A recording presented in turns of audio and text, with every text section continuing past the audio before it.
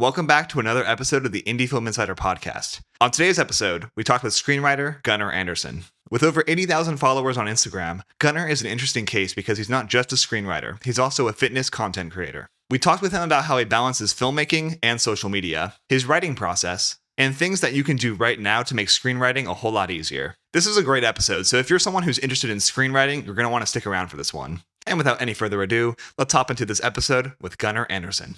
Gunnar, welcome to the podcast. Thank you so much for having me. I'm stoked to be here. Of course. So just give us a little background about who you are and what you do as a filmmaker, and just sort of what you do beyond that as well. Yeah, we talked about this a little bit before the show started, but I've had a background in fitness. I actually went to school for screenwriting. I was an English major, studied creative writing, studied screenwriting, and I did a wild card minor in kinesiology because I had this plan to be a personal trainer and kind of let that be my job as I was coming up in the industry. And it also kind of appeased my parents rather than just telling them that I was going for the movie business. But yeah, and it's been kind of this wild ride of just two completely separate worlds that I've been, successful in both. And it's been, that's basically the background. Nice. Because that was actually my first question is sort of with the fitness content, was that sort of a thing that just started happening? And then you were like, oh, that's taking off because you, just so the audience has a general idea, like you do have like a pretty good following. And I wonder if that was sort of, was that always the plan or did that just sort of happen?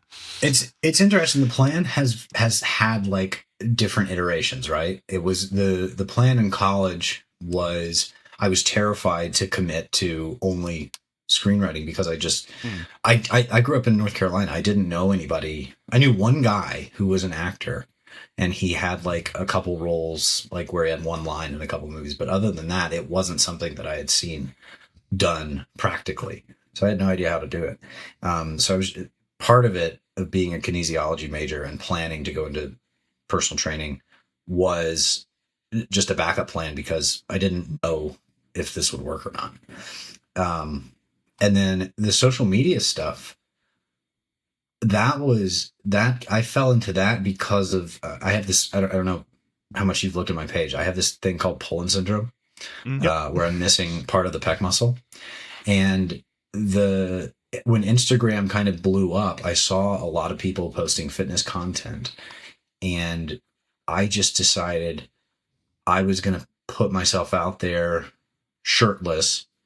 And it wasn't so much about fitness. It was just about getting myself out of my head and trying a new exercise and not hiding from the missing pec muscle. And I figured if I can put it out there for a bunch of like strangers to see, then surely I'll get over it. And I did. And it really helped.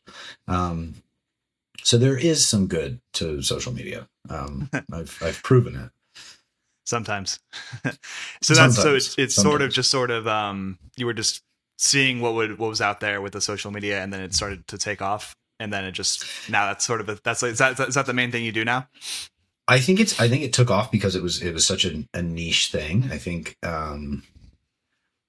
it was just something that nobody had really seen before. It's a very rare birth defect, and it was a combination of people being fascinated by someone that was strong and built with a missing muscle, and people being curious of like, I think it humanizes the fitness influencer kind of thing. It kind of makes this, if you have an insecurity or you have something quote unquote wrong, and then you see somebody that's kind of where you want to be that also has something quote unquote wrong, I think it makes it that much more attainable. And I think that was what kind of grew an audience. And then it turned into something where I was able to monetize it by doing online coaching. And then it really didn't have any overlap with my in-person clients until people locally to Los Angeles, really when I moved to LA, started saying, hey, I live in the LA area. Can I train with you in person? And then it kind of became its own like vehicle for that. Nice.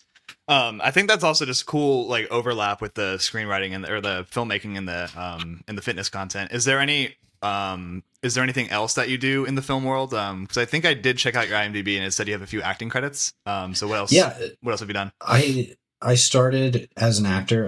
When I graduated college, I moved straight away to Atlanta.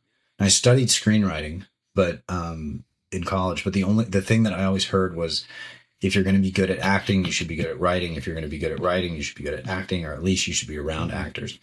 And I started auditioning. I signed with an agent who actually signed me because of the social media presence that I had back then.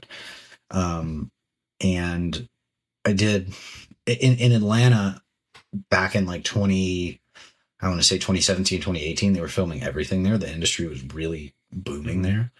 And they were building an infrastructure for like Marvel and Disney and all of these shows that were filming locally to the Southeast. And you could work multiple times a month, and you weren't doing anything big, but you'd be on set for a couple days at a time. And that was kind of the Atlanta actor life. You weren't really necessarily going to be the star of anything unless it was like a little indie movie or something, but you could get a ton of experience. And then we did that for a while. My girlfriend at the time, who's my wife now, we did that for a while. And then it kind of overnight just became very clear that we wanted more than that. We wanted to be on the producing side. We both wanted to be, creating our own stuff one day. And that just wasn't feasible in Atlanta. So we moved to LA, and that was where I've had some good acting opportunities here, but it's definitely a more competitive market. It's the real deal in Los Angeles. I think you can be a big fish in a small pond in Atlanta. But moving out to LA, you can be a big fish, but it's a massive, massive pond. And it's a lot, there's a lot more opportunity, but it's a lot harder to get that opportunity. Are you prioritizing acting or writing more as of right now? Writing now, yeah. The pandemic, it was interesting. The pandemic really, I had a couple great opportunities during the pandemic just because it was so hard to get work, and there were so many people that left Los Angeles. I had a couple movies that I did then, but it was interesting. My agent at the time quit because the pandemic had offset the industry so much. He was like, I'm moving to Austin, Texas. I'm getting out of the business. And the agency that I was with was like, well, you're not one of that agent's top performing clients, so we're going to let you go. And then my manager called me, and she was like, well, without the agency, there's not really much we can do, so I'm going to let you go too. So I was dropped by both of my acting reps in the same day. And then the next day, my friend who was working in the mailroom at CAA was like, I read one of your scripts and I really like it. Do you mind if I send it around? And it kind of like one door closed, and immediately the writing door kind of like reopened. And during the pandemic, when everything was shut down, that was when I wrote several scripts and sent a lot of scripts out and really tried to like jump on that again. It was like, in terms downtime. In terms of the writing, I'm assuming writing is kind of most of what you do, right? Or do you have an interest in kind of being a writer-director? Directing is something that just terrifies me because I've never done it. But the more projects that I work on just as a screenwriter, the more that I kind of crave the control. And I think being a director and being kind of an auteur where you can kind of shepherd a vision of something all the way through is very, very appealing. That being said, without proof of concept, without me having made like a banger short that goes through the festival circuits and gets bought by, Neon or something like that, it's a hard sell.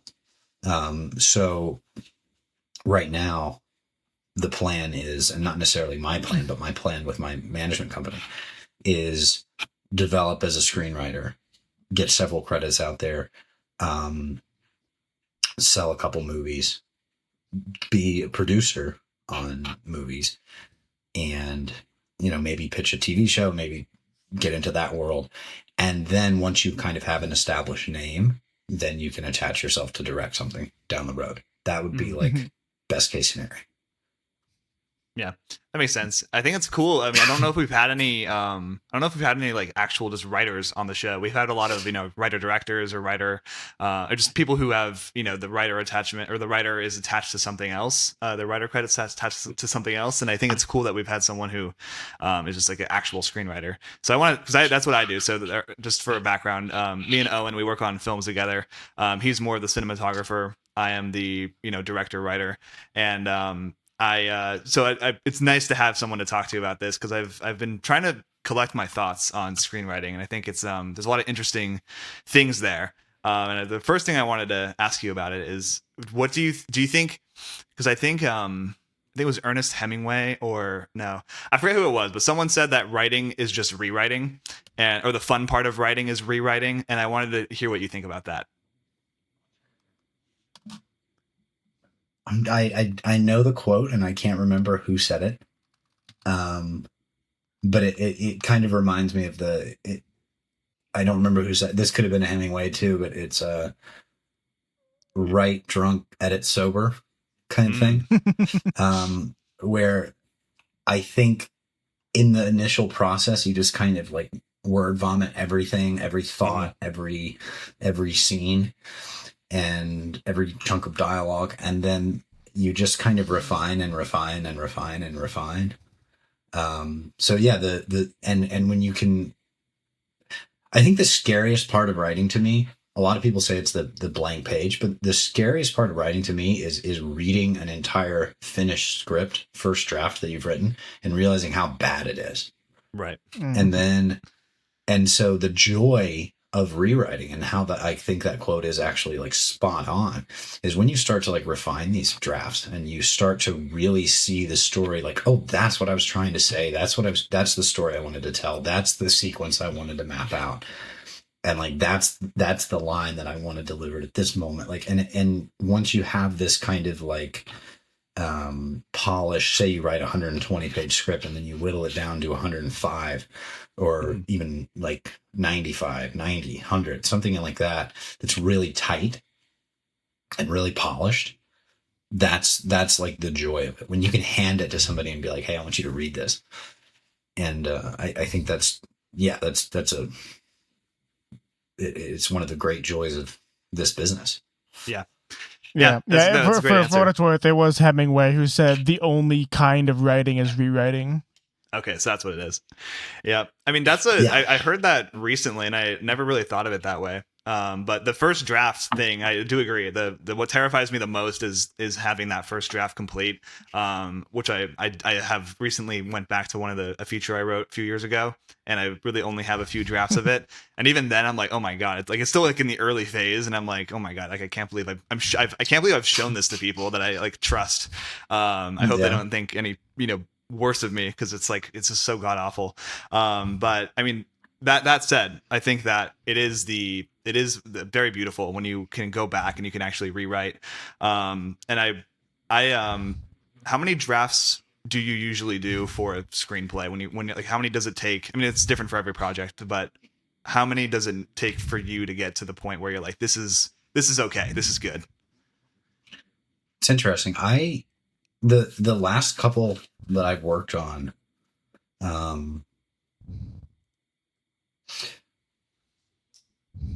it really varies. It really varies. It depends on who is reading it, and it depends on what the note is, and it depends on if the note matters at all. Because and what I mean by that is, if you finish a draft and you send it to, say you send it to a couple friends before you send it out to your reps, or you send it out to studio or anything like that, and you get 5 people to give you notes, and some of the notes are going to be bullshit, just a note to give a note to make that person feel like they've given a note on a creative project. And then some of the notes are going to be really good. And what I tend to do is look for the notes that are kind of similar, or the same note that's kind of recurring. Like if 4 of the 5 people have the same note on one sequence or one character, or, you know, a character's arc or something like that, then it's probably worth revisiting. And that would go into a second draft. Also, it depends on if somebody gives you a note on a script who's not going to be involved in like the selling process or the buying process or the production process, doesn't really matter that much.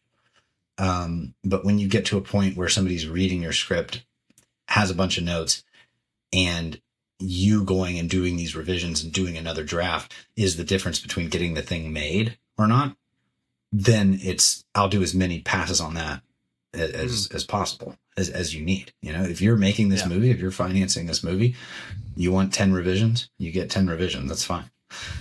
So it really is like project to project. When you write a script, do you take into account any kind of difficulties within the production process? Like, oh, I can't use this location because it'd be too expensive, or this is too many actors or too many extras, whatever. Yeah, 100%. I think, especially nowadays, it's interesting as we kind of like creep towards the inevitable like use of AI in movies. I wonder if you can kind of back off of planning your scripts like this as more and more becomes possible for like a fraction of the cost or none of the cost. But if you have a scene in a movie that you're writing, I think it's important to kind of like know what the budget would be on a movie. Like when if you have an idea that's going to be, say, under $10 million, but you have a sequence that's going to shut down a highway, you know, for a car chase, that's probably not happening in maybe under 10 million, maybe 5 million. It's under 5 million, under 2 million. The scale of your set pieces definitely dictates the budget of your movie.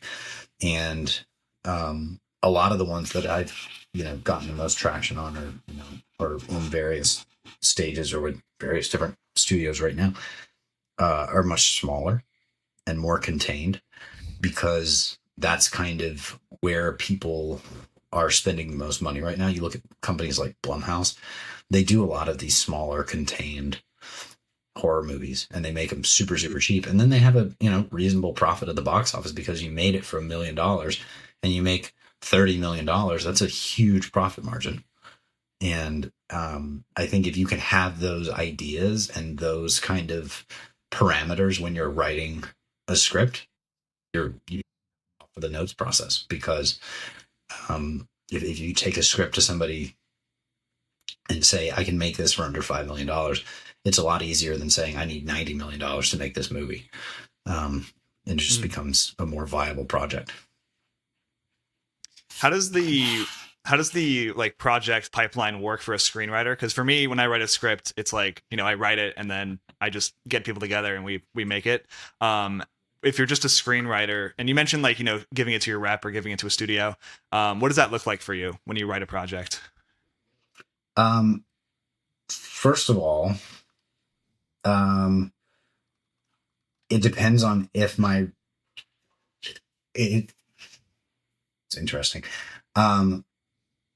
A couple years ago, I would just write what I wanted to write, and I would send it to a friend at a say my friend that was in the mailroom at CAA. He's now a producer with a creative executive production company.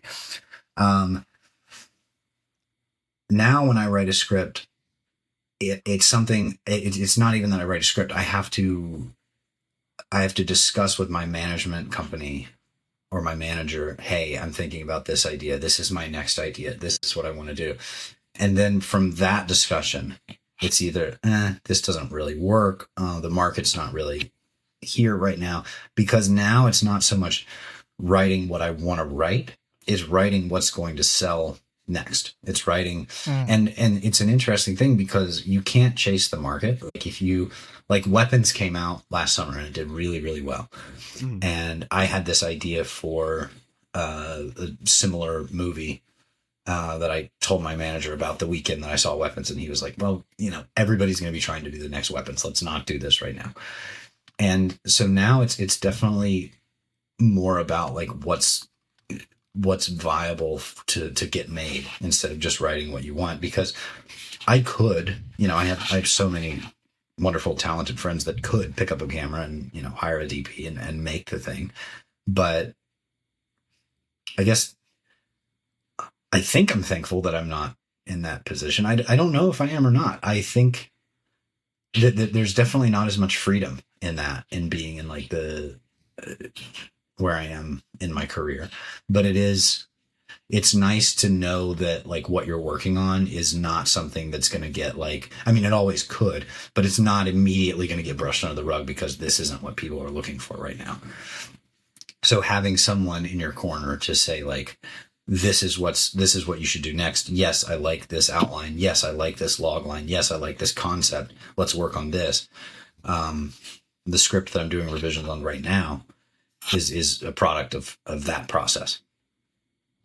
Do you think writing? Yeah, go ahead. Sorry. Yeah. Do you think writing like with the intention or with the kind of thought in your head of, oh, this has to be easier to make, this has to sell easier? Do you think that hampers creativity or motivation in any way? I don't think it hampers motivation. I think it can definitely hamper creativity. And I could have misspoken. A lot of the things that do really, really well in the box office are the things that no one was asking for and no one was expecting. And every once in a while, you'll have a studio exec that takes a chance on a really buck wild movie that does really, really well. Like Zach Kreger came from comedy, and a couple of years ago, he put out Barbarian, and it did really well, and a lot of people loved it. And then he gets to make Weapons, and that does really well. But the only reason he was able to do Weapons is because somebody took a wild card chance on Barbarian. Like Weapons doesn't get made if Barbarian wasn't a success. So it is kind of this, like, be wildly creative and be super, super bold. That's what people are looking for. That is always going to be kind of the path to success. If you have a vision that's like, it has to be, what is the phrase that they use? It has to be undeniable. When somebody reads your script, that it has to be undeniable that they want to make this movie. And I think, but that being said, there is kind of this safety net that people are falling back on right now because of just the state of the box office right now, just the state of movie theaters in general. People are playing it a lot safer. But that was what was so cool about Warner Brothers this year, was they took a bunch of chances. They put out One Battle After Another. They put out Sinners. They put out Weapons, and these movies did well. I think One Battle After Another probably didn't do as well as they'd hoped, but it was still like a really bold swing. I mean, proven director, obviously Paul Thomas Anderson's like a legend, but giving Ryan Coogler the money to make Sinners was a big swing.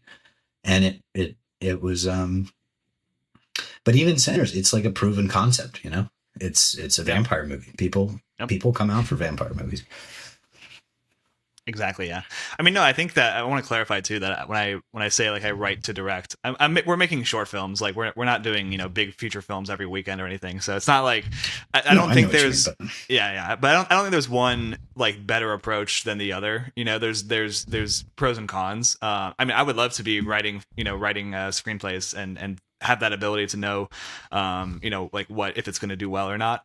Because I write a couple, I try to write. I've actually been writing more, but I have so many different ideas where it's a bit like I'm kind of only writing a little bit for each project, and I would like to actually focus more on just the project that will probably be the most useful or the most it will have the most payoff, because I don't know like what will do well or what will do not so well. So I think it's good to have that focus.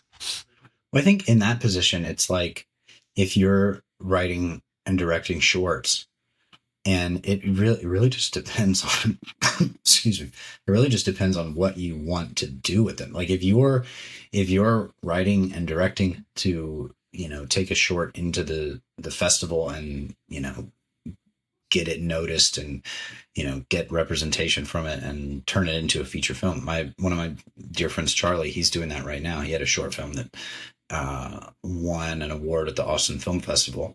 And then he signed with WME off of that. And now he's got that movie set up at a studio or at a production company to turn it into a feature.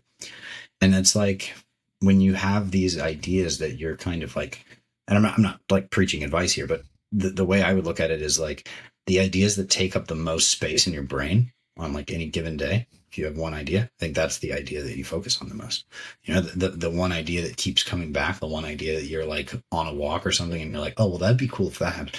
And then it's like, if you can't shake the idea, and that's how I kind of filter what I want to pitch to my team next or not too. It's like the ideas that stick with me the most. Like if I have a random idea in the shower or something, which is oddly enough where I have like most of them, it's like I'll think about it for a while. I'll jot some things down, make some character notes or make some beat notes, things like that. And then if it's still rattling around like 2 weeks later, I'll take it to my team and say, hey, this is an idea I've been noodling on for a little bit. What do you think of it? Mm. Yeah, I think I did hear Jordan Peele say something similar to that, where he said, if you're working on a screenplay or a film or anything, and then it just doesn't feel, it becomes not fun anymore, which happens. That always happens at some point in a screenplay. You're like, I don't want to deal with this right now. Just if you have another project, if you have like 5 projects you're working on, just jump around to the next project, like whatever's fun, and just keep doing what's fun. And then eventually you'll get back to that project and then it'll be done.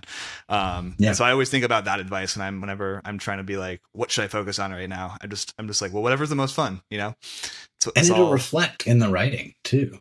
Yeah. If you're having fun, whoever's reading it is going to have fun, Yeah, exactly. Yeah. Yeah. I mean, how do you feel about outlining? Because there's a lot of different ways to write a screenplay. So what's your process like? Do you outline? Do you just write down a bunch of notes and then just kind of go from there? I write down a bunch of notes and then I outline an annoying amount. My outlines are usually like 30 some pages. Mm-hmm. And I'll basically write it to the point where when I go to write the script, I'm basically copying and pasting the action lines from the outline and just filling in the dialogue. I really think it's much easier. It's a pain in the ass for somebody to read, but if you send somebody an outline, it's much easier to make notes and adjustments and rewrites and revisions and structural changes, especially in an outline form, than it is to like polish a script, finish it, and then somebody say, oh, well, could we change this and this, or this needs to be this way. Big structural changes are much easier to adjust and cater to in an outline form. And then you can go write the script. But once the outline is really, and it's tricky because some people like can't read an outline and see like how it would translate to a script or how that would translate to a movie. A lot of people need a script in front of them. But at least in the early phases when it's just me and my reps or something like that, kind of going through a movie, I think the outline process is crucial.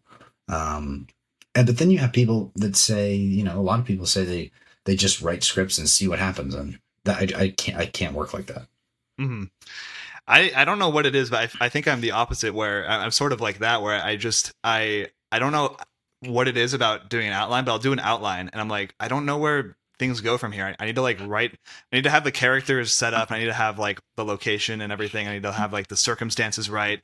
And then I can figure out what follows from there. Cause like, it's just the natural consequence, or just, it's just the following sequence is the consequence of the earlier decision the character made.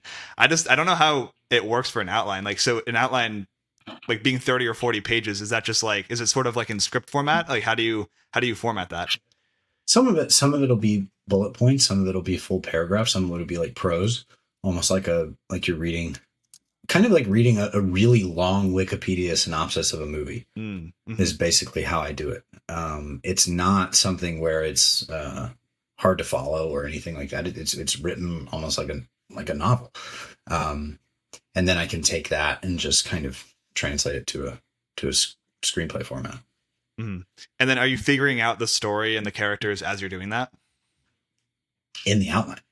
In the outline. Yeah. Okay, so you're And just then, like, a lot of the character will come from the dialogue, and you can have like kind of a clear vision of X character and the outline, but when to the script, it's like you get to know the character more in the script.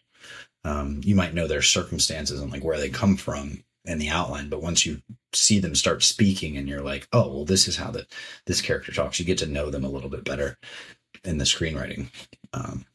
But yeah, I have to work from an outline. yeah, I should try that because I'm working on a feature film right now, and it has 5 characters. It's like a one location. It has 5 characters in that one location, and it's just a lot to like keep track of. And I'll write a scene, and the scene will go on for like 5 or 6 pages, and I'm like, oh wait, this character who is like right there didn't say anything or do anything when they should be doing Right. something, because it's like when we're filming it, it's just gonna look weird because the guy's just standing there for 5 minutes just like watching the conversation continue without him. So I think I Yeah. should try that, because that's not a great way to do, especially for that kind of a film where it's like so much stuff could go on.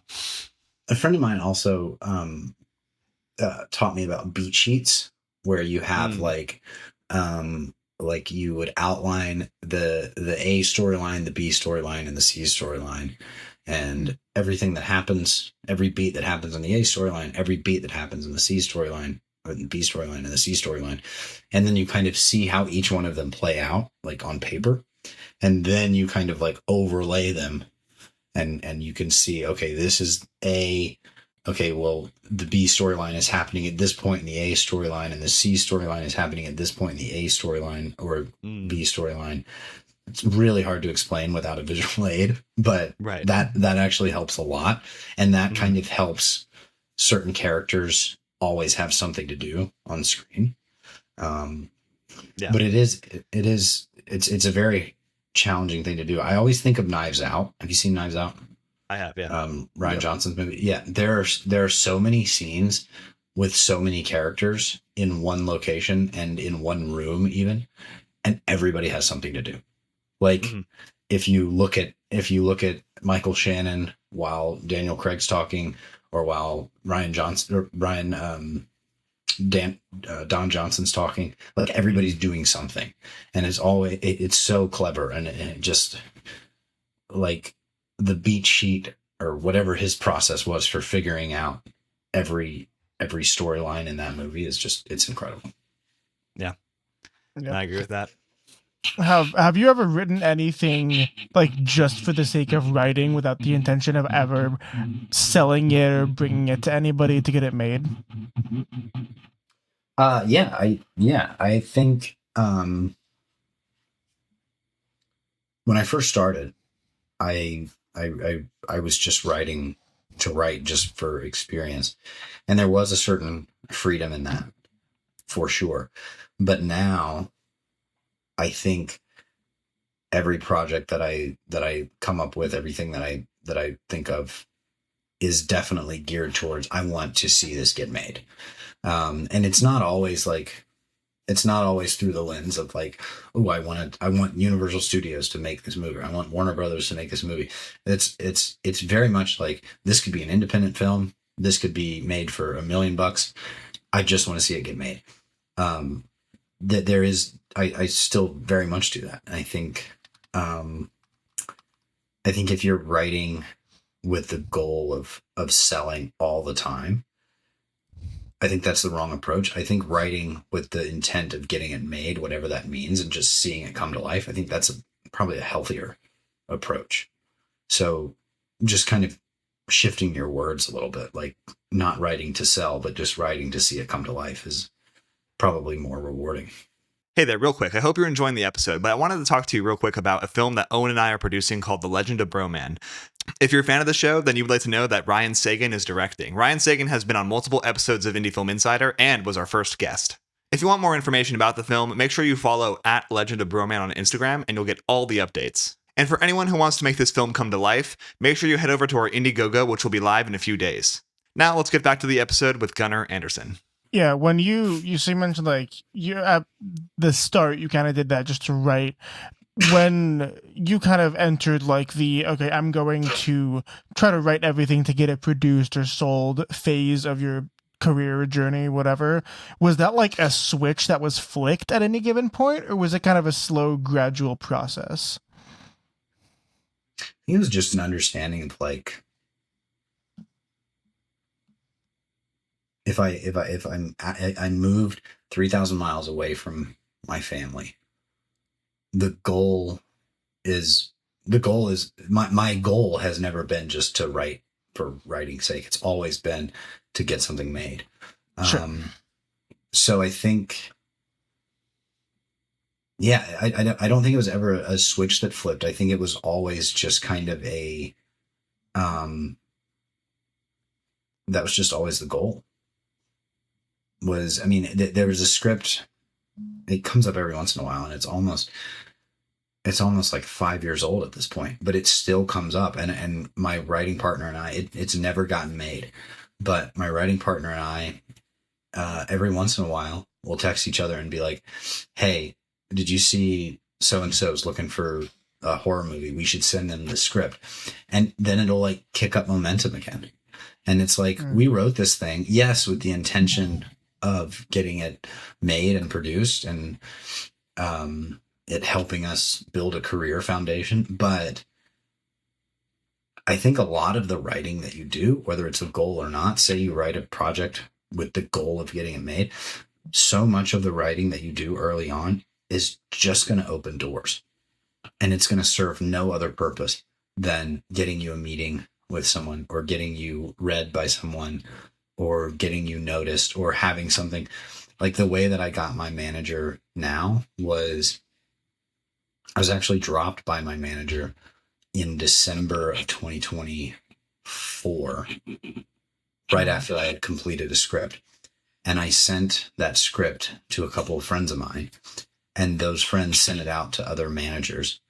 And then I met with my manager, and he really liked the script. We got along really well.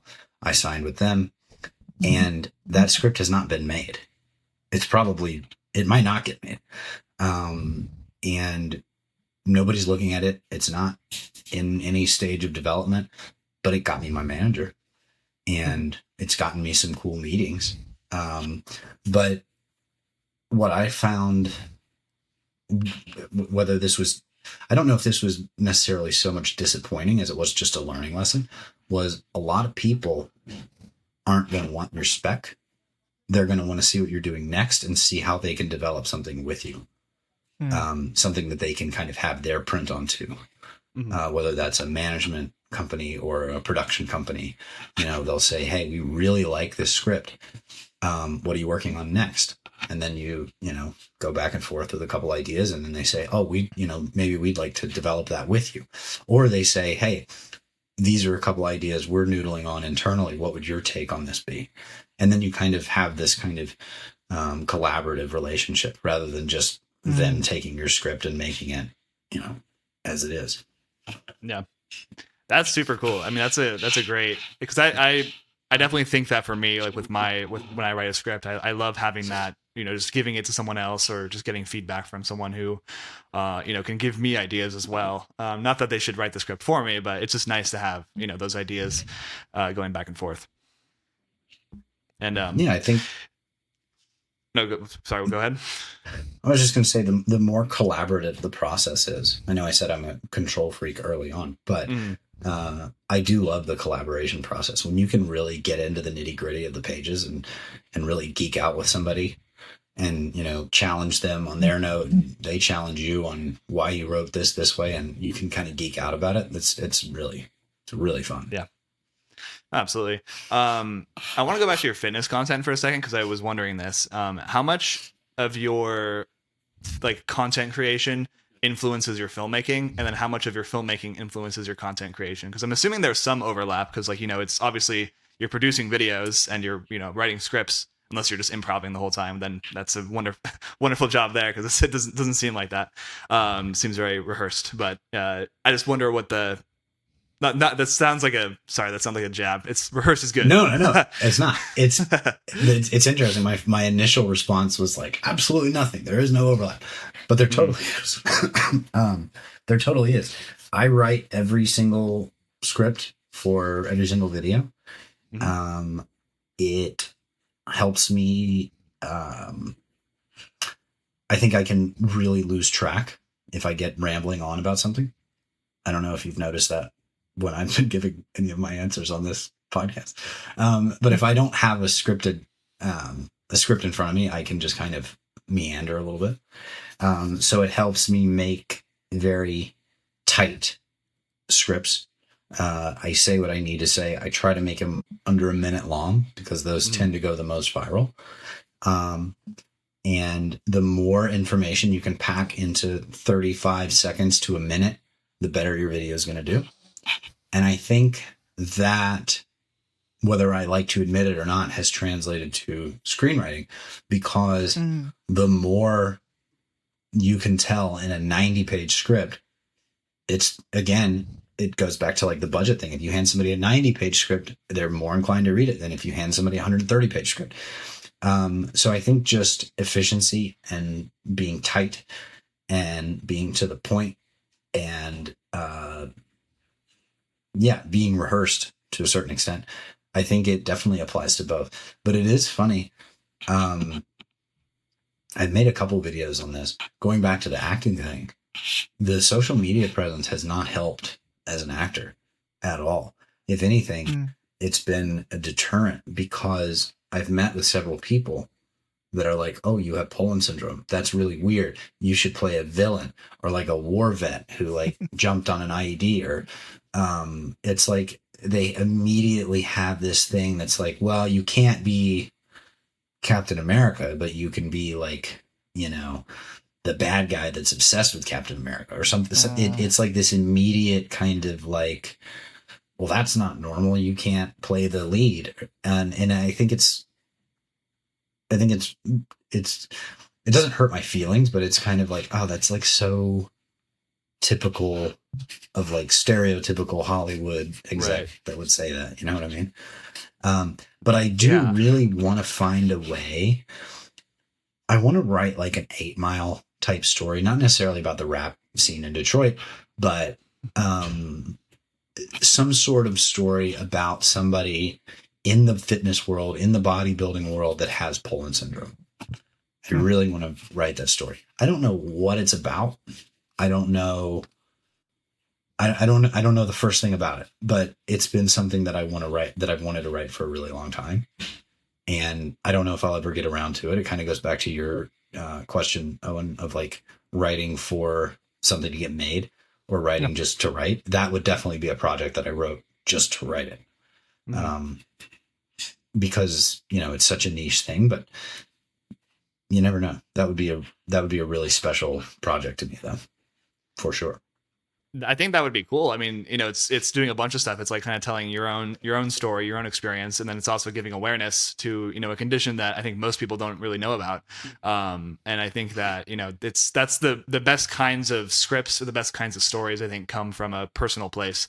And I mean, that would be sick. I'd love to see that if you ever end up going through with that.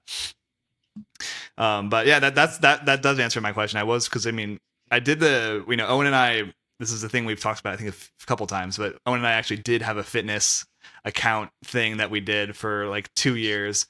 But it was not like in good faith. It was a satire where we basically just put misinformation purposefully to see what would happen, and people like actually like believed it. Or we would like stage a fake thing like oh, I'm in the gym and then some guy just punched me because I was filming, because everyone's like, oh my god, like stop filming in the gym, you're weird. And I was like, oh, I'm getting someone punched me, and like people believed it. But the thing we did realize is like, wait a second, if we put like these very shocking or just whatever like eye-catching moments in the first couple seconds, then you get you get a pretty good response. And we kind of translated that into our films, where we try to put the more try to front load it a little bit. And I think that it does have an effect a little bit. I wouldn't want to say that, we did Jim satire videos, and that's how I learned how to, become a more, I guess, better screenwriter or better filmmaker. But yeah, I mean, it definitely has an effect.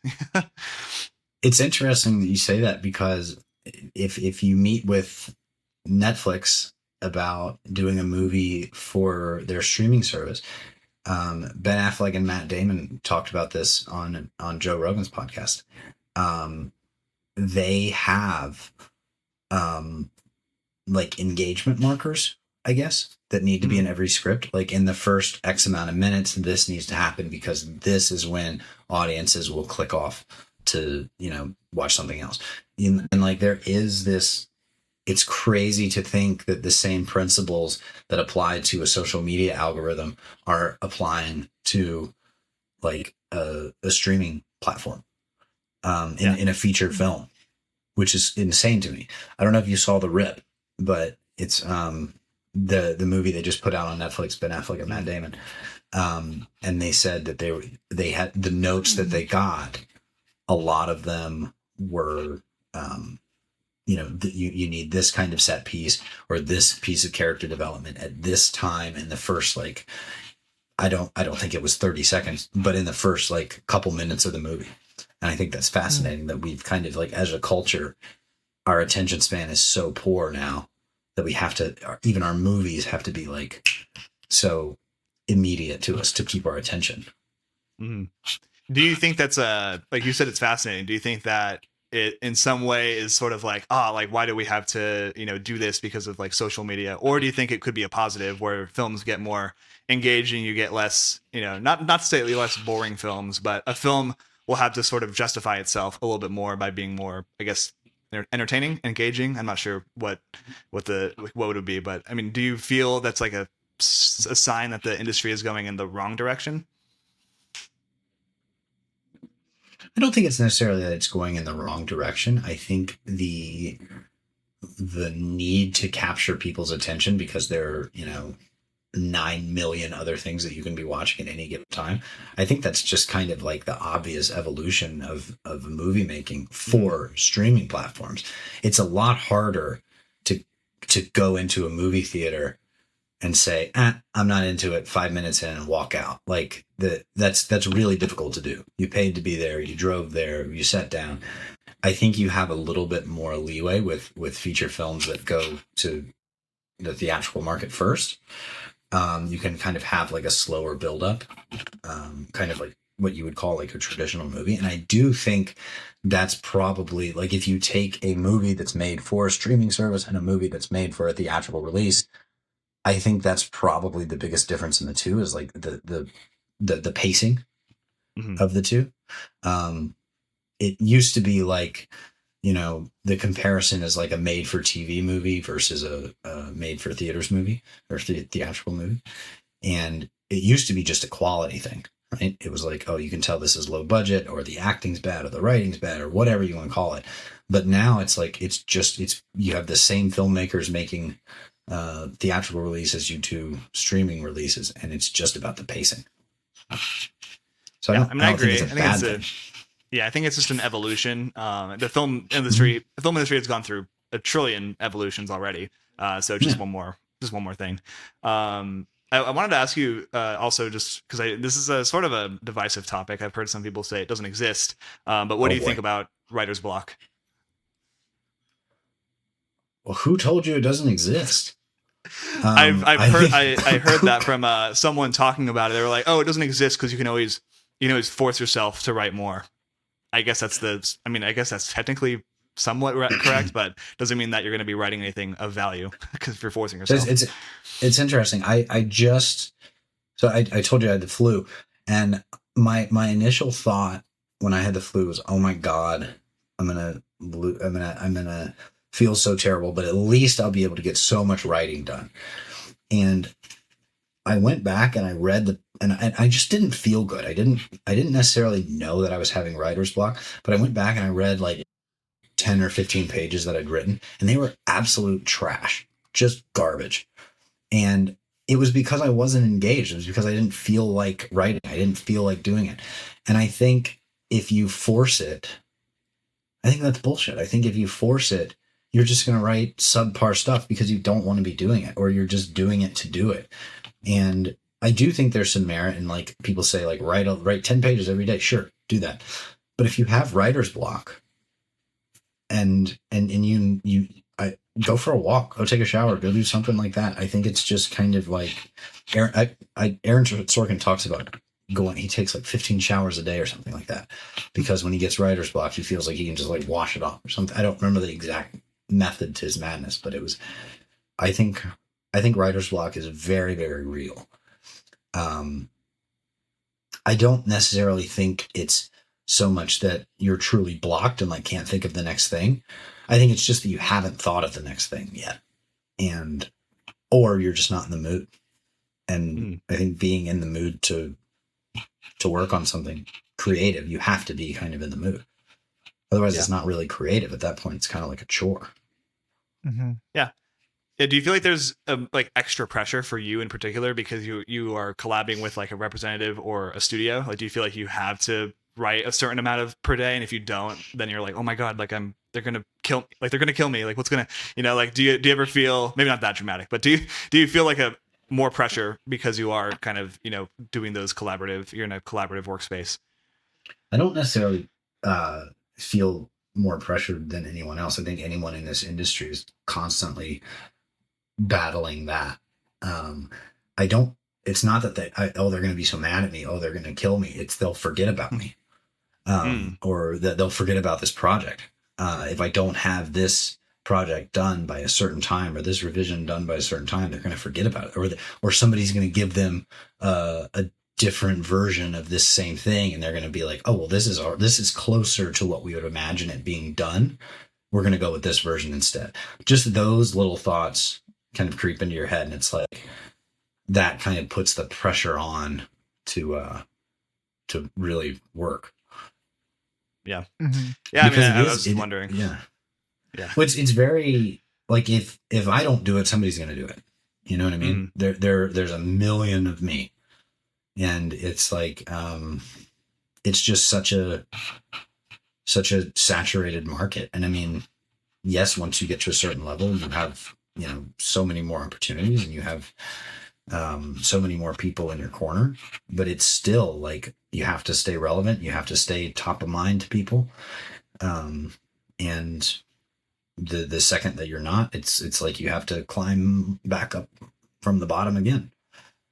So yeah, that definitely keeps me at my desk and engaged. Yeah. A while back, you mentioned that you think the movies that are made, they have like an undeniable quality to them. Do you think, is there anything that you've noticed or that you kind of try to focus on that makes something, like, obviously it's very subjective, and it's very like, some of these are like kind of, for lack of a better word, like revolutionary ideas, even though there isn't really anything new in writing. Like, is there any patterns that you've seen that undeniable movies have? Yeah, I think this year, or 2025, is a really good example of like two different kinds of movies that are being made this year. If you take One Battle After Another, and you take Weapons, One Battle After Another is a really, really good movie that's not doing anything super original. You know what I mean? But you have Paul Thomas Anderson and you have Leonardo DiCaprio attached, and because of their clout and their fame, the movie's greenlit. It's a really, really great movie, but it's definitely an homage to, like, I felt like I was watching a movie from the 1970s. It's like, it's very, it kind of has that feel to it. It's not, it's masterfully done. It's one of my favorite movies that I've seen in the last several years, but it's not this undeniable pitch that you would hear, that an exec would hear and be like, oh my God, we have to make that movie. That movie was made because of who was attached. Yeah. Whereas you take something like Weapons, I think you go into a pitch meeting and you say, okay, every student in this one particular classroom went missing at the exact same time on the exact same night, and now the town is trying to figure out what happened to all these kids. It's like an undeniable, that's the undeniable pitch. So you have to, right, like, any exec's gonna be like, okay, well, what happened to the kids? And then you can say, well, buy my movie and see. Right. But it's this very, like, it's almost like a hook. You know, it is a hook. It's a log line that hooks an audience in and becomes undeniable. Yeah. Yeah, I was about to say the pitch to Warner Bros. For One Battle was political drama with PTA directing and DiCaprio as the main. Yeah, and that's, you know, it's undeniable enough. Yeah. Yeah, it's undeniable based on who's attached and Yeah. You know, the climate that we're in right now. It's yeah, but it was definitely not like a, you know, Weapons and One Battle After Another are very different movies, but they're I think Weapons is definitely the more original, I guess. it's kind of it's so weird that they came out in the same year. I keep forgetting that, like, it's been like a long year, I guess. But yeah, that's crazy. I was like, why do we keep talking about Weapons? I'm like, oh wait, that was this year. That was the same year. This year. Yeah, it was. And with the Academy Awards coming up, it's like they're both nominated for a lot of stuff, and it's really, really, it was a really cool year for movies. I feel like 2025 was like the first year post-COVID that we got some really, really good original stuff that a lot of people went to see. And now the box office forecast for 2026 is supposed to be almost as high as 2019 pre-pandemic numbers, which means the box office is back, which is amazing. It's a really, really good news. That's cool. Yeah. That was because I'm always worried about that too. Like we'll film, you know, die out, but I don't mean that's a good sign. It's a good sign that we're in the right direction. I was wondering, because I mean, I think that with a pitch like Weapons, you know, it's a very good hook because you're like wondering what's going to happen. But there's also this other side of it where it's like, well, you kind of have to have a good follow up to what happens. Because if you're just like, oh, well, the kids went missing, and then your explanation is just like, just because, you know, like you don't, if you it does, I feel like if I were a writer and I came up with that hook, I would be like kind of almost have this anxiety about like what follows, because I wouldn't, you would have to figure that out, and you had to come up with an answer that's, you know, smarter than what the person's gonna guess. And you know, I would just be terrified if I had to, you know, write a film around that premise. Yeah, or just like the actual story that kind of lives up to the premise that your hook kind of delivered to the listener. But there's a ton of movies that have been made with a really cool premise that are just like such letdowns. And I think the reason Weapons worked so well is because it's actually not that original of a movie. So it's a, you know, can we talk in spoilers? Yeah, on this absolutely. Yeah, go for it. It's a witch movie, you know, it's been done hundreds and hundreds of times. It's just a really unique angle on a tried and true formula. And I think that's kind of that also kind of plays into this idea of undeniability, is like, if you can find a fresh angle on something that's been done, that's tried and true, proven success, I think that's really a gold mine right there. And I think that's why Weapons was so successful. And that's why it was so satisfying, is because it had this kind of like that's a good point. I mean, that's a good point that it's just like it is just a witch movie in the end. That's a really interesting, because you know, if you look at some of the biggest shows or the biggest movies, they're always sort of they're just sort of retellings of classic stories that have already existed. I'm thinking of, like, you know, like Succession, for example. I think Succession is just like a retelling of one of Shakespeare's, like, I can't remember, King Lear, I think it was. And, like, you know, if you like look at all these things, there's just modern interpretations of a lot of older stories. And I think that people really struggle when they're trying to write or come up with a concept, because they think that they have to be super original, like tell a story that no one's ever told before. But I think that just by telling a story, you know, it's just your spin on it. Like, tell a story that you want to tell. And if it's similar to something else, you know, it's fine, because it's your story. Like, it's your spin on it. And I think that's what makes it original. Yeah, I mean, I just always think about that. And there's, like, I think with music too, it's very similar.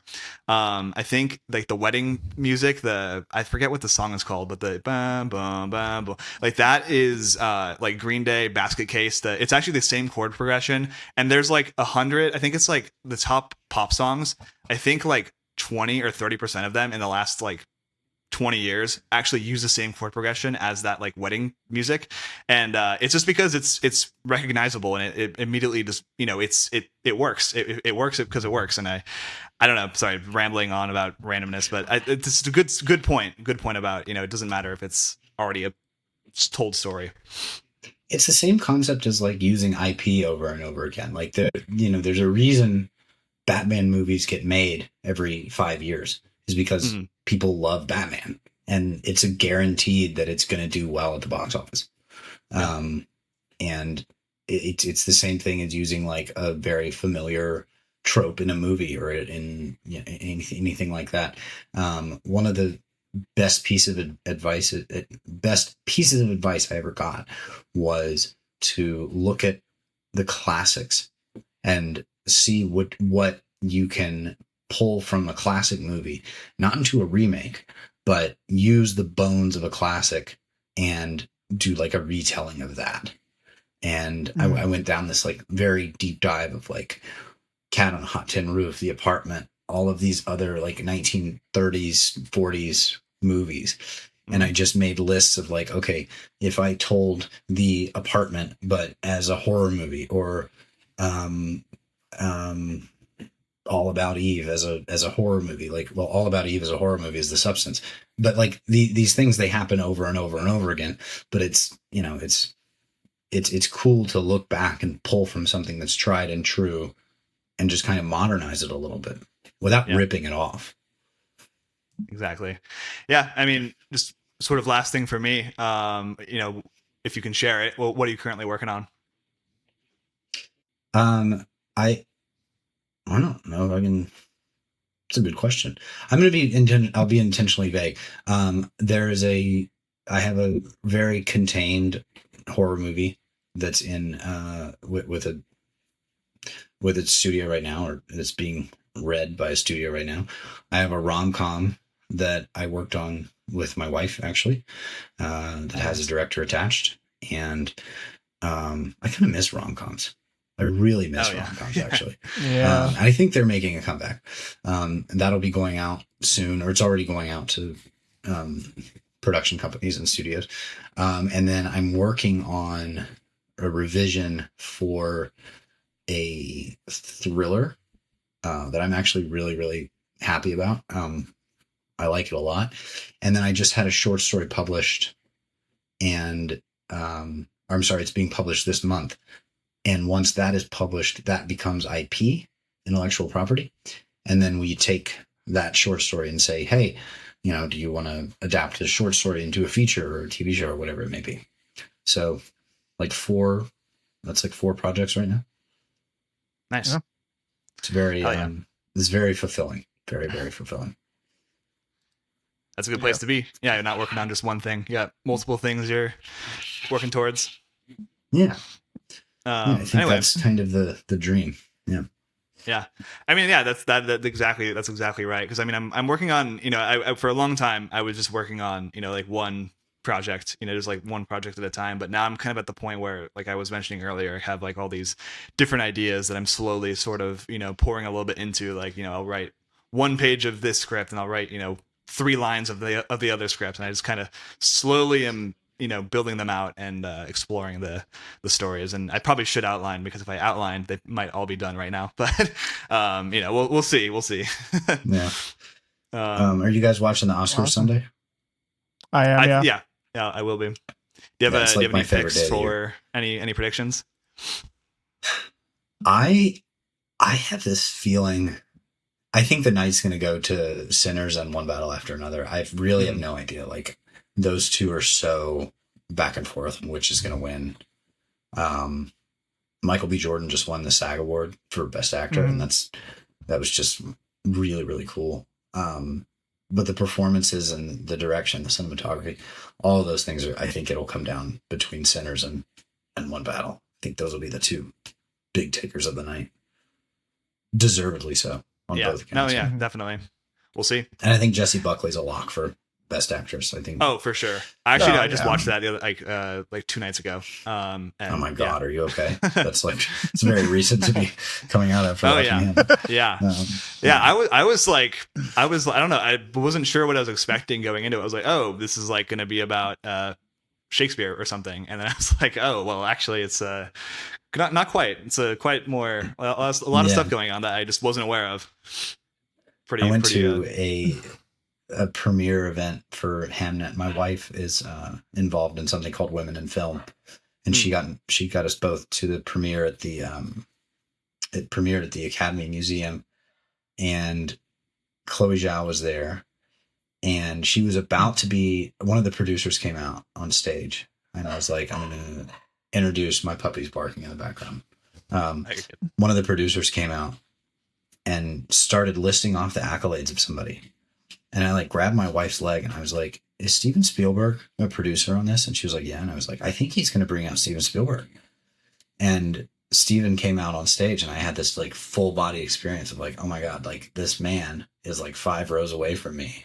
And he is literally the reason that I'm doing and pursuing what I'm doing right now. He's the reason I'm sitting in this room. He's the reason I live in this city. And it was a very surreal moment. And then Hamnet was so crushing. Like right after that, it was just like, it was such a brutal like juxtaposition of two feelings, but it's a great movie. It yeah, is. for sure. Yeah. Anyway, do you want to carry us off to the outro, Owen? Yeah, we can run that. Gunnar, thank you so much for coming on the show. We really appreciate it. If people want to find you or the work that you are working on, where can they do that? The best place to keep up with me is Instagram. It's Gunnar Anderson. Awesome. Yeah, and we'll throw that down in the description as well if anyone wants to check it out. If you want to check me out, I'm at Owen Carter DP on Instagram. Jake, where are you? I am at Jake Rossbell. Awesome. And if you want to check out our previous episode, who was our previous guest? It's been a minute. I don't know. That is cut this.